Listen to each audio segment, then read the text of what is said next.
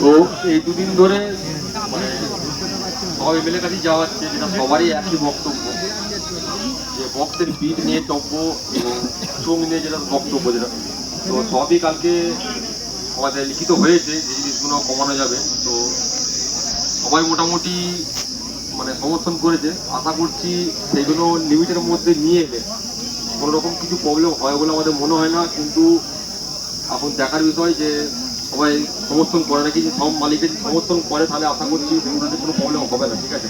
আর যাদের বেশি speaker box আছে তারা মোটামুটি কালকে সবাই কম বেশি এসেছিল। কালকে আমাদের একটা মিটিং ছোটো করে হয়েছে রাত মানে বিকালের দিকে এই মাসে।